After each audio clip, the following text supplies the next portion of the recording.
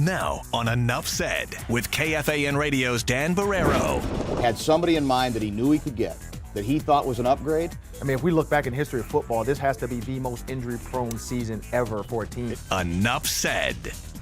You know, we're not good enough to overcome ourselves, and so in order to start winning, we have to stop losing. What do you attribute that to? I mean, youth, inexperience, lack of focus? I don't know. Undiscipline, I guess. It's my fault. I need to fix it. Welcome back to another edition of Enough Said. My name is Dan Barrero. Guardsy is out this week. Justin Guard taking the week off. Ron Johnson kind enough to help us out, which we appreciate. And Lori Fisher in the control room as per usual to get us started. Hi, Lori. Hi, guys. Welcome, Ron.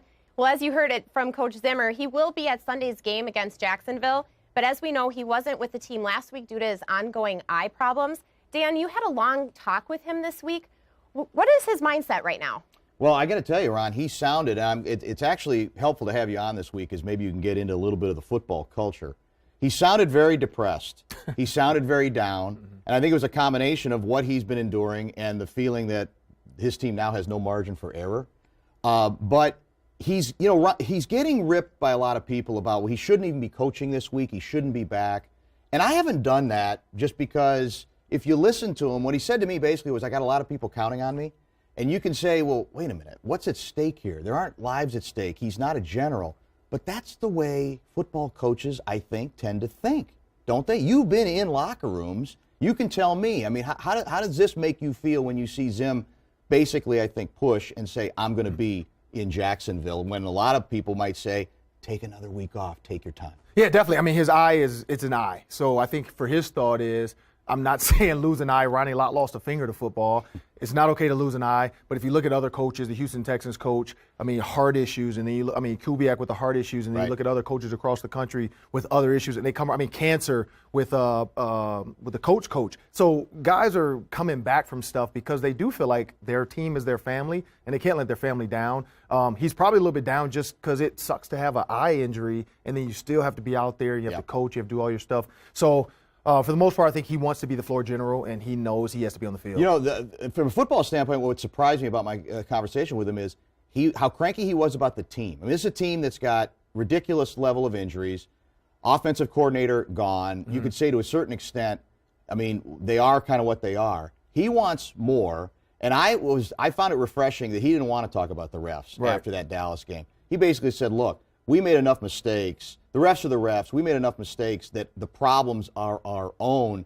And so that old feistiness is still in him. He has not lost that. And I think he's seen now, if this team's going to make the playoffs, they can't lose another game. That's true. I mean, you can't blame it on the refs. If you don't put the refs in that, don't ever put the refs in that position to have to win a game for you, where they make certain calls to help you win. And that's, as a coach, that's his job, because if everybody points the finger at the ref, he's the leader. They're going to follow his lead. If he bashes a ref, everybody's going to jump on board and bash the refs and feel like, you know what, we didn't lose that game. The refs lost it for us. No, they lost the game. That's his job to do that. But his thing is, I think he's sick and tired of people asking about his eye. They're sick and tired of people bringing up Norv Turner leaving. I think they're sick and tired of all the injuries, and who cares? You know, he's like, hey, what about these other guys that are on the field? They don't care enough to ask about my team, so I'm sick and tired of it. I think it's wearing on them because there's so many injuries. I mean, if we look back in history of football, this has to be the most injury-prone season ever for a team. It's been huge. Okay, let's move on. We'll keep moving. Yeah, absolutely. Yeah, enough said on Zimmer. Let's talk about Adrian Peterson. He says he is mentally there, but won't play with the Vikings if they're eliminated from the playoffs. Take a listen. No, I wouldn't. You know, for obvious reasons, I'm not really getting into details about that, but my vision is, making it to the playoffs. That's what I believe, and that's what I have my eyes on right now. You know, it's funny. I got a couple tweets after people read those quotes or heard him say what he said, Ron, and they were unhappy. They said, well, team player, what's he saying? He's saying he's only going to come back if they're in it. I have no problem with him saying that. I mean, it doesn't make any sense for him to come back if they lose the next two, because it sounds to me like what he's hinting at is he might be able to come back for the last two regular season games. Correct. If they lose, the Vikings lose the next two, they're done. And then, to me, it doesn't make any sense to bring him back. So the idea that he's being honest about that doesn't offend me. Did it bug you? Or do you buy the notion that, hey, they're paying him, he should be willing to go out there regardless of the situation. Yeah, I think he hit the nail on the head with that. It has to be a playoff run. One, he doesn't need to risk injury for a team that's not going to make the playoffs. And I think that's where he's going with it, is that Jacksonville is the worst team in the league, or one of the worst teams in the league for stopping the run. So he doesn't really need to come back for that. Jet McKinnon and Matt Asiata can get through that. With the Colts, it's a home game. Hopefully. If they can't against these guys, then it's just terrible. Yeah, correct. Yeah. And then when you look at the Colts, again, they just lost DeQuell Jackson to PEDs, clearly hanging out with James Harrison too much. And so if you look at a linebacker depleted team like the Colts, now again you're running into a team that can't stop the run as well, and you might want to put Cordero Patterson in there on some of those short yardage runs to get some packages on that defense to change it up. So what he's saying is we can get through these next 2 games, and then the Packers and the Bears are the most important. And again, the Packers lost their linebacker in Nick Perry. Right. So a guy from my high school in Detroit, Michigan. So he lost him, and now you're running, and then the Bears just suck. So you're just running up against team against team. And they'll probably be done at that point. Hopefully they'll be done. Right. So we don't know. I mean, the Bears might want to spoil the Vikings' chances, because that's all they could that's play the for. championship for them. Right. If they can come in here New Year's Day and say, hey, if we beat you, you don't go to the playoffs, that's their Super Bowl. Well, Peterson, a couple people have also said to me, well, what do you expect to get out of him? I don't know, but that's the only chance you have to get some kind of a spark. We've seen how limited this offense is. So to me, if you have the chance to get him out there, I absolutely want it done, even if he's one-dimensional and he's not going to catch passes. Look at this is an offense that scores in the teens. That's all it does. So if you can get 2 good plays out of him, I absolutely would think they would welcome him back if they're still in it, even if he's not going to be the same guy that people remember in his Yeah, you get eyes. I mean, humans are like cameras for a TV. TV cameras are going to follow AP. They're going to follow him around. So now that pressure of Sam Bradford is off. The pressure from the other guys is all on AP. The defensive linebackers, they're watching AP. So a token fake on a play action actually works, because right now it's not working. You can run a token fake. Enough said. Let's stay on football. Let's talk Gophers. Their bowl game is coming up at the end of the month. They're playing in San Diego against the Washington State Cougars. Both teams finished 8-4 overall. And it's pretty much a done deal that they're going to extend Clay's contract. Dan? Well, I don't know that they had much choice. I was in the group that said you can keep him, but I don't have a problem. If the new AD, Mark Coyle, had somebody in mind that he knew he could get, that he thought was an upgrade, I think he had every obligation to go get that guy. If you don't, I don't think you make a change to make a change. You've been around here long enough to know people always want the next guy here. Correct. And it feels good for the first 2 weeks, and then reality sets in that was the next guy really any better? Correct. So I have no problem with Clay's getting a little more time, but I got to tell you, Ron, I'm not necessarily convinced that he is still the long-term answer for this team. What do you think? I wear 2 hats. I wear the former player hat, Right. and then I wear the media hat. And so as a former player, I like Clay's. He's a good guy. The players seem to grasp and like his system. Defensively, he's awesome. No question about that. But That's as far as a head rebuilt. coach, correct, long-term, I'm not sure. I mean, if you want to screw up the program, go get Tim Brewster back. So clearly we're not going to do that. No, thank God. And you look at Lane Kiffin. You look at P.J. Fleck at Western Michigan. There are some guys out there, some names that people are like, oh, these are some flashy coaches that can come in here, make a splash. Charlie Strong. If you could have gotten Les Miles, would you have done that? Some people, it's tough Glenn because Mason, your guy, Yeah. claims that he's willing to basically take any Big Ten job, which means he might have been available. Yeah, I mean, I think Les Miles is a name that comes in and doesn't look at a Harbaugh or look at a Urban Meyer and get like, oh wow, Right, these he's are not gonna great get programs. intimidated. Correct. Les Miles is going to come in and be Les Miles. He has a pipeline of Louisiana kids. He has a pipeline of Texas kids. He's been doing a great job recruiting. I think the biggest issue for Les Miles with me as at LSU, you look at Odell Beckham and Landry and all these big name guys in the NFL right now, and LSU could not get over the hump year after year after year. That's true. That's and the so comeback. that's the knock on him Yes. is that people, they look at, oh, well, we're winning games. We're going to bowl games. And then what's But you happening? had the best guys in the world on your team. Clearly, Odell Beckham, one of the best receivers in the world, and you couldn't get over the hump to beat let me Alabama. ask you one other thing. Let's be honest. If they can't get a quarterback, and it looks like now they don't believe any of the guys here are up to it because they're looking for JUCO names, it's not going to matter, right? You have to upgrade that position in a significant way over what you've been dealing with the last few years, or he's not going to be around. I don't think Clays is going to be able to get the long-term kind of a deal that we're talking about. You've got to get... Coming up on Enough Said. You know, you want to have a couple foundation players, and let's be honest, Joe Mauer's no longer considered a foundation player. You're really going to have to pay him.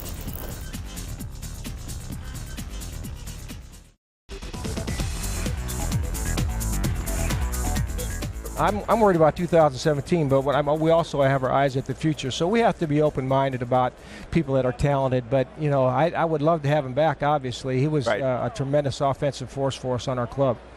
That's Twins manager Paul Molitor. The MLB winter meetings were this week.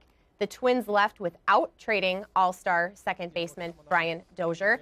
Welcome back to Enough Said. Thank you for filling in for Justin. Ron, thanks for being here. Molitor says he definitely wants Dozier back, but Dan, will his trade value ever be this high? Well, look, I am a big believer in, as bad as the pitching has been here, if you can get some pitching, and it means prospects, and that's always, you know what that word is, Ron. Correct. It's a dangerous word because they don't always pan out as high as they're rated. I do it in a minute. And I know the comeback to that is, well, he's one of the only really good everyday players you have. You're almost starting over.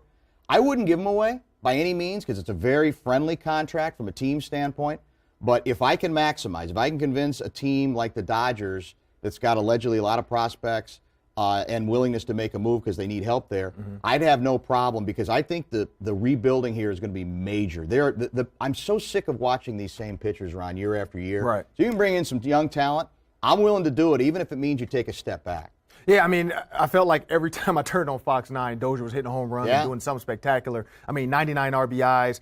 But like you said, pitching, that's where, I mean, I grew up in Detroit, so I'm still a Detroit baseball Tiger fan. I'm not a Lions fan, but I'm definitely a Tiger fan. I love wearing the D-hat. And so if you look at Justin Verlander and his impact on the Tigers organization, couldn't get over the hump either, but still, night in, night out, if you put him in, he's a pitcher that's going to throw strikes. Kershaw, same thing. So I think that's the key is he ever going to be that good at that cheap of a number where when you trade him, it's worth the money? 4-year, $20 million for his caliber of second baseman. I mean, he's not a Robinson Cano just yet, but like you said, he could get there at some point. So do you try to get rid of him now when the upside's there? The other thing that's a little tricky on him, will he continue to hit at this level? Because last year he was incredibly streaky. He was awful early, and people were down on him.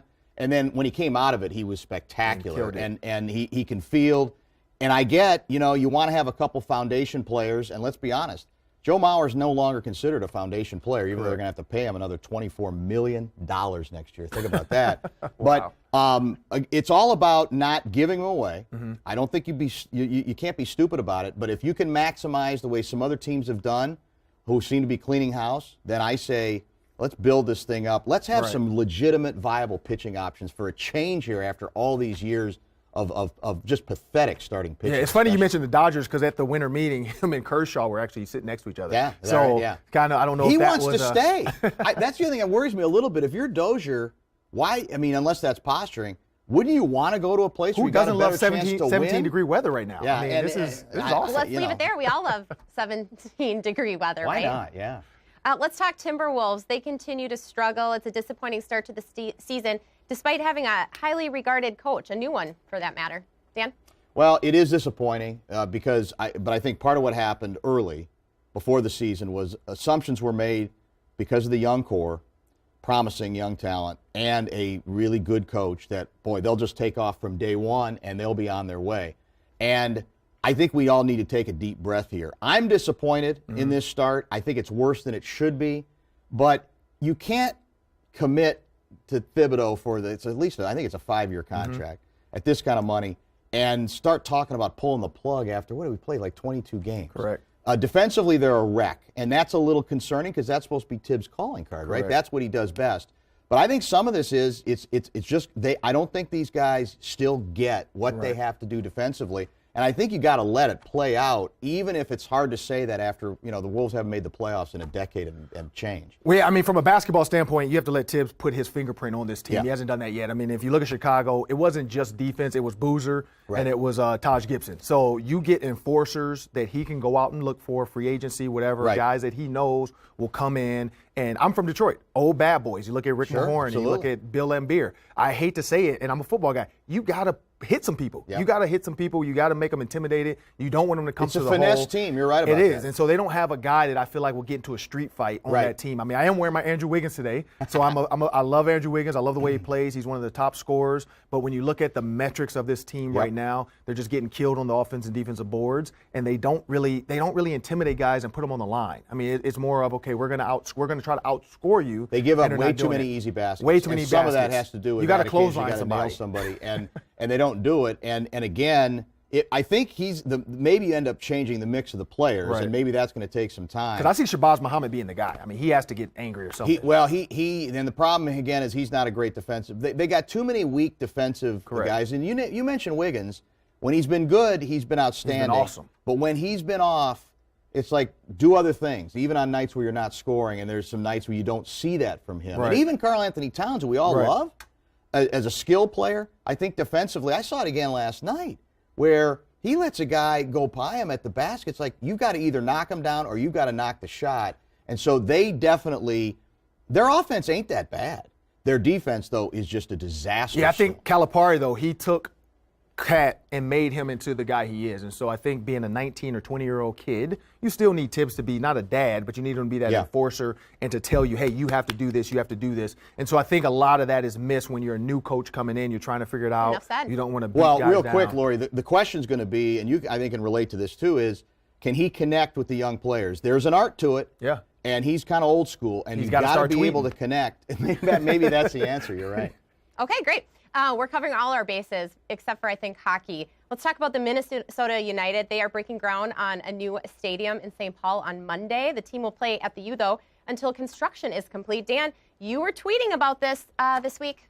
Well, the funny thing is we don't really have a deal done, although they're just looking for, in terms of the financing, they're doing it privately, and they're just looking for some tax breaks. Yep. And so it appears it's going to get done. It's a little ironic. The weird controversy is, they want to play, apparently, a couple of games during the construction period at the People's Stadium, U.S. Bank Stadium. The Vikings are saying, well, no one's come to us with this. The governor and the Sports Authority are basically saying, well, they should be able to play there, even though the same people, the Sports Authority, said, well, no, it's in the contract that the Vikings have this sort of 5-year period of exclusivity. Yep. So I don't understand. I guess what I'm saying is everybody wants to make the Vikings the bad guys on this.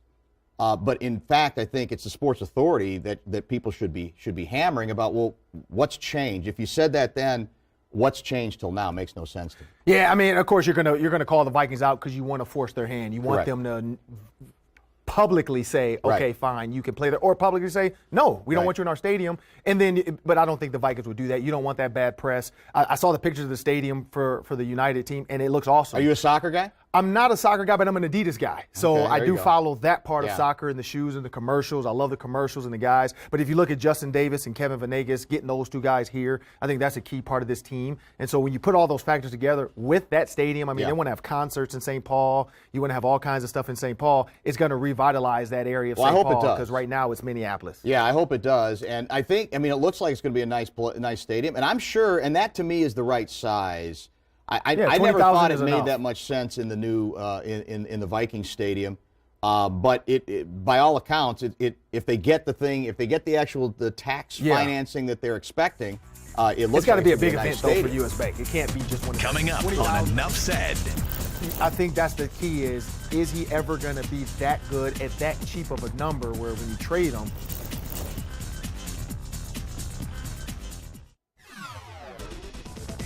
Time for the lightning round. Time magazine names its person of the year. It is Donald Trump, president-elect. The cover of the magazine reads, Donald Trump, president of the divided states of America. Other candidates included Hillary Clinton and Beyonce. This one's for you, Dan. Yeah, a lot of people are taking this personally, but they always think when you say person of the year, that necessarily means as a compliment, like you think he's a great person. No, a lot of times person of the year, I think Mussolini might have won it once during World War II, is influential or having a very impactful.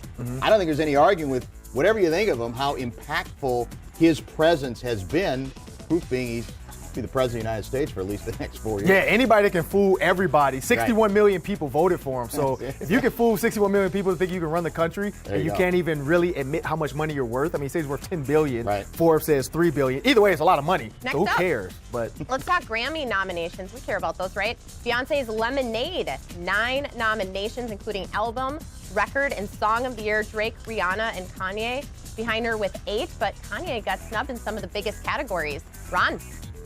hey, Kanye is Kanye. I just hope he wins because I want to see if he actually goes up on stage and loses it because something's going on with him and Kim Kardashian. Well, what is going on? I have no idea, but Miles Austin or is it all made up? Miles Austin disappeared. Yeah. Lamar Odom never to come back to the NBA. Something's going on in that Kardashian household that makes men go crazy. You know my problem about the Grammys is, and this shows you how old I'm getting, I don't recognize as much of the music as I used to. And I feel like I've got to get plugged back in. Maybe you can help me. Yeah, Chance the Rapper. I mean, you got Beyonce, you got Adele. So I think Beyonce's going to run away with it. Her Lemonade and all this other stuff. I mean, it's a great album. She's got Lori in formation probably. So that's true. You know, Beyonce's doing it all. I love Beyonce. Okay, for the first time ever, the Mall of America had a Black Santa, but sadly, trolls on social media were blasting the idea. Dan? Well, I guess I didn't think this was a story originally. When the original story appeared that Mall of America for the first time is going to have a Black Santa, I'm going, okay, is that even worth mentioning? Well, apparently it was, because online people have gone apoplectic. Yeah. I don't get it. I don't understand it. I don't know if you grew up with a white Santa Claus or a black Santa Claus, but I don't know why anybody would care. Well, I look at the song, I saw mommy kissing Santa Claus. So my Santa was black. I don't know what your Santa looked like when your mom kissed Santa. Yeah. So I don't think people understand this. Yeah. Comedian Amy Schumer is in talks to star as Barbie in a real-life movie, but body shamers are saying, wait, Amy Schumer does not look like Barbie. Ron? My wife said this. We have 2 daughters. I think it's awesome because too often we're so caught up in what a person is supposed to look like. Sure. Amy Schumer, to me, she's beautiful. I love her in movies. I love her personality. I think that's a huge win just to show women and feminists and that you can look like any way you want to look and you can still be Barbie. Well, and the other thing is, aren't they, I even thought with Barbie dolls, they're changing the dolls anyway for that same reason, so that the old Barbie dolls have a shape that doesn't exist, basically. Okay, I want to get to this last one. Nordstrom is selling a rock, for $85. It comes in a nice leather pouch. I guess people are all about it. I don't know, a paperweight, a bookshelf decoration. Guys, would you buy it? Dan? Well, I don't think I'd buy it. But is this any different? What's the difference between this and the old? Are you old enough to remember pet rocks? I mean, there used to be pet rocks. I do. So I don't know why this is taken off. But you told me before this is supposed to be less about the rock and more about the leather. what it's encased in. It's a paperweight and it's supposed to be art. But yeah, I mean, Neiman Marcus sold greens for $66 and they would bring them to your house. Yeah. So hey, if they're going to sell a rock, I'm selling rocks for $5. I got them from outside if anybody wants them. No, you're willing to help out. I'm willing to help out. And at a cheaper rock. At a exactly, discount cheaper price. rock. But we'll be